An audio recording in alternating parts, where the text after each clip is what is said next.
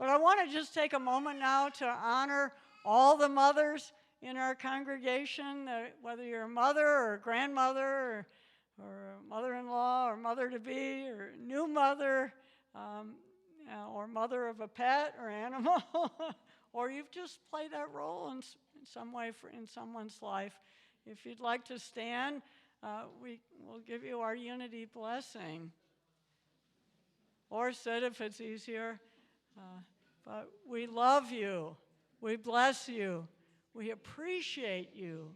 And we behold the Christ in you. And we are so grateful for the mothering that you bring to our world, for all of us. And I know over the years when we've done this, sometimes we've had a few guys stand up too, because sometimes, you know, the man has to play both roles, as a mother and a father to his children, or various things. So we've just brought some awareness, I'd say, to both the inherent perfection in all of us, and that we always have some ways to keep growing. And awareness, you know, I thought about, well, what does awareness mean? And, you know, looked it up, and it's a knowing or perceiving, being more cognizant, aware of things. And last week I talked about, you know, Eckhart Tolle said, you can meditate on a flower. You can meditate on a stone or a rock or a bird. And it's a way of connecting to wholeness. That even a flower, not even, I should say, especially a flower or a plant, can help us show us our way back to God, to the source, to ourselves. And so here's another quote that I'd like to share today that kind of talks about this same thing, that underneath, and I realized I made a typo, it's supposed to be surface. Underneath the surface appearance of things, see, it shows there's always a little room for improvement. So underneath the surface appearance, everything is not only connected with everything else, but also with the source of all of life, out of which it came. So there are really three keys, three areas. I mean, he writes so much in this book, but I picked out a few things I just kind of wanted us to focus on a little bit today. Bringing our awareness to attachments, and really those are what we need to release sometimes. Maybe Liam's releasing a little bit, I don't know, or just stretching his energy.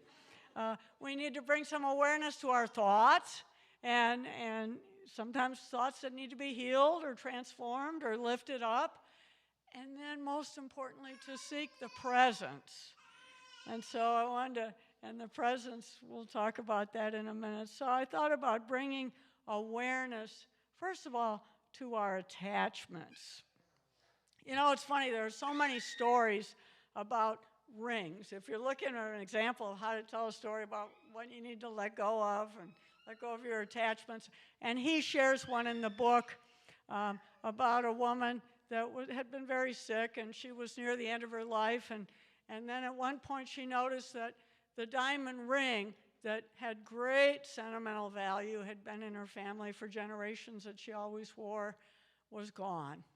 And she was just sure that the person who was coming in every day as her caretaker must have taken the ring. And she was so angry and upset and just fraught with, what should I do? And apparently she knew Eckhart Tolle, and she talked to him. She said, should I confront the person right away, or should I just call the police and report this as stolen? And so he just kind of helped her process it and talk about her feelings. And then he said, has who you are, you know, I understand that you feel diminished by the loss of this ring and you don't know where it is and how important it is to you, but has anything about who you truly are been diminished by this loss? And the more she thought about it and reflected on it, and you know, and he realized that, gee, she's really near the end of her life. She's going to have to let go of this ring anyway. You know, she can't take it with her. We don't get to take stuff with us, you know, other than our memories and our life experiences, but not material things. And she came to realize that no, that whether that she had that ring in her possession or not, it didn't matter, that it didn't diminish her I amness, her oneness with, the truth of who she was, her spiritual nature. And he writes that that's the joy of our being, and that you can only, feel that way when you can get out of your head. The attachments are usually stuff in our head, and really feel the truth. And there's another story I had heard years ago about a Unity minister, and her first name was Faith. And it was the same thing. She had a family heirloom ring, and somehow it disappeared or it was gone. And at first, of course, she was upset, and she was processing her feeling. And then she just let it go. She said, forget it, it's gone. And eventually the person who actually did take it came back and apologized and returned the ring and made amends. And at that point, she had already forgiven him. And he was surprised. He had gone through all this suffering about feeling bad about having taken it. And when he came back, he discovered that the person he had taken the ring from was not only a minister, but that her first name was Faith. And so he realized, he just had to have faith that somehow, when you make the effort to correct the wrongs in your life, the universe meets you halfway, and you find that, that you're already forgiven. It's already let go. So, Eckhart Tolle just tries to remind us that when we're attached to things, we can know it's probably of the ego, that we want things to be a certain way. And ego is, a good acronym for it is edging God out. But when we can bring God back into the situation, something has changed. And Jesus, it's the same with the story about how Jesus, the story of, he said, if someone wants your shirt or takes something, give them your coat too. What he's really saying here is just let it go. That sometimes that act of letting go is a far greater power than trying to defend or hang on or go back and get it or make somebody wrong. That if we can just let it go,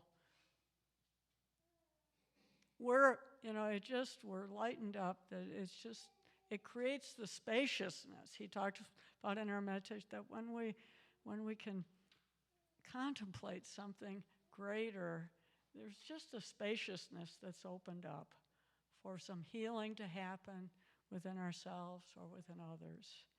And often the healing is with our thoughts, what we're focusing on. I've heard this said many times, but Tolle says it too, that, life gives you whatever experience will be most helpful for the evolution of your human consciousness. So if you're wondering, what is that? Well, just look at what's going on in your life right now and know that that's the gift, that whatever it is that life has brought to us, that's our teacher in the moment, that we're all in this classroom, this schoolroom together. So letting go of attachments is important, but also our thoughts, bringing awareness to our thoughts. And in Unity, we know how powerful our thoughts are, that they can lift us up or bring us down. And, that Ram Dass had said this years ago, and, he was a great spiritual teacher. He said, well, if you think that you are so enlightened, go spend a weekend with your parents and see what comes up, And I thought, well, some of us, our parents aren't alive anymore, but in some ways we probably are still spending time with our parents because their thoughts are running through our mind all the time. We're not even aware of it. And so just to be able to examine that in some way, to look at, he says that the more shared past there is in a relationship, the more present we need to be to our thoughts and to our feelings. That otherwise we just kind of keep reliving the past over and over again. And when thoughts come up, it's not to judge or it's not to make make it right or wrong, just to bring awareness to them. And I don't know, I think all the great spiritual teachers have had to work with this thought and bring awareness to it. And even Jesus. Now, there's a story about how one day Jesus called St. Peter into his office. And he said, "Peter, our Father who art in heaven is very upset with us. It seems that there are some new residents up here in heaven who aren't supposed to be here. Some of them still have sentences to serve in purgatory, and some of them worse. And God wants to know, how come you're letting us down? You're letting too many people through the gates. It's your job to be the gatekeeper. Why do you keep letting some of these people into heaven?" And Peter says, "Well, I didn't do it." And Jesus says, "Well, then, how'd they get in here? Who did it?" Peter says, "Well, I can't tell you. You're not going to like it." Jesus says, "Well, tell me anyway." Peter says, "Well, you're not going to like this." Jesus, "Tell me. I want to know. I've got to know." Peter says, "Well, you know what? I turn them away at the gates, turn them away at the pearly gates, according to our rules and policies. But then they go around the back door and your mother is letting them in." So I don't know. Sometimes maybe our mothers have the higher wisdom on things. But I kind of feel like one of the things that we learn, through the quantum living class and through a lot of the other things that we do, is that thoughts and patterns of thinking and limiting beliefs get passed down from generation to generation. And actually, it's true for organizations, too, and that's what I'm learning in this integral ministry, that both positive thoughts, we use the expression prouds and sorries. We have in our lives things we're really proud of and accomplishments and things we did really well, and sorries. And everybody's got a few things that, I wish I'd done that better. I wish I'd handled that a little better. That was a learning experience. But looking at all of those things and realizing that we just need to bring awareness to it. We need to bring love to it. We need to say, okay, I can let myself off the hook a little bit because I wasn't perfect in every way. I'm like that painting. There's still a little more room for improvement. It needs a little something on the edges here. And unless we bring awareness to these things, they continue to drive our lives, And it's like Gary Simmons said that these patterns, they live in the morphogenetic field of our lives or our ministry. And unless we're aware of them, we continue to live out the pattern over and over again. And so actually in a week or two, I'll be announcing an opportunity to participate in a genogram activity where we're going to be looking at some of this for our ministry. But what it's about is just surfacing from the unconscious, and bringing it up to the light of day. And he says the greater part of most people's thinking is involuntary, automatic, repetitive. Strictly thinking, you could say, well, we don't think. Thinking happens to us. Sometimes thoughts can kind of have a life of their own. If you notice, the same thought keeps coming up over and over again. So just bringing awareness to our thoughts so that we can choose something else. We want to bring awareness to what we need to let go of and bring awareness to thoughts. And then the last thing is presence. Presence with a capital P, meaning the presence of God. Awareness means presence, being present. And that can dissolve the unconscious past in you. There was a beautiful article on the unity.org website. And honestly, if you haven't spent some time with that, I would really encourage you to look at the website. There are so many wonderful meditations and articles. But there's an article that a woman wrote about her experience giving birth to her first child, being a new mother. And she felt that she had done everything right that she could think of to prepare for that birth. You know, she was taking mindful birthing classes and doing prenatal yoga and trying to eat all the right things and so forth. And then, as it turned out, the birth was everything that she didn't want and expect. She had to have a C-section, and it led to a whole cascade of other medical and surgical interventions and complications. And the first 4 days, her son was in intensive care, a neonatal intensive care unit, and it was just not what she had been hoping for. And at first, she really felt, oh, God, why did you betray me and let me down? And I thought I was doing all the right things. And then she said she began to reflect on, well, there was another birth of a child that didn't go as planned. That was the birth of Jesus. And she remembered in the Gospel of Luke the words of the angel Gabriel, who said, "Mary, greetings, favored one, the Lord is with you." And so Mary decided to take on that proclamation of faith for herself, that she began to think, I'm favored. God is with me. It took her a while to process her feelings and what was going on, but she began to think of herself in that story of Mary as the mother, as the new mother. And she came to realize, she said in this article, that the key is not to look at her circumstances as proof of God's absence, not to say, oh, God, look what's going on. It just proves that God's not here. But rather, to use the circumstance, to use her faith and her power of awareness to find God's presence.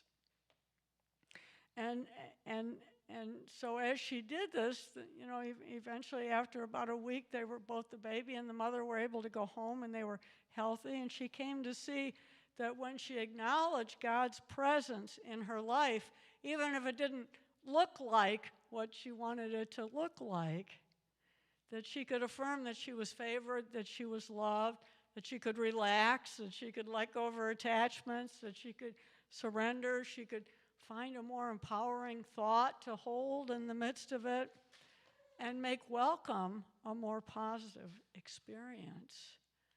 And so, as she said, the key was not to look at life circumstances and say, oh, this proves that God's not here in my life, but rather to use her faith and her awareness to find God's presence.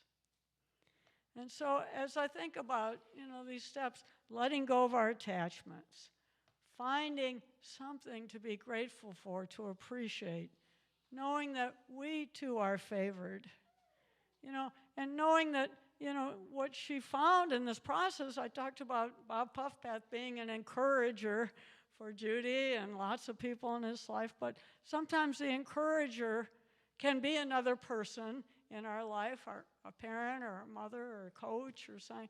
But sometimes the encourager is our life experience itself, pushes us to wow, I'm in a tough place right now. I need to call upon my faith. I need to find, another way to be present to this situation. And sometimes the encourager is the divine presence within ourselves. The spark of insight or inspiration or something comes to us, a thought. She had the thought to think about the birth of Jesus and that story in the Gospel of Luke, and to somehow see herself in that story and use that to help her to be present. So it's looking for the presence, using our faith and our awareness to find the presence and be with that.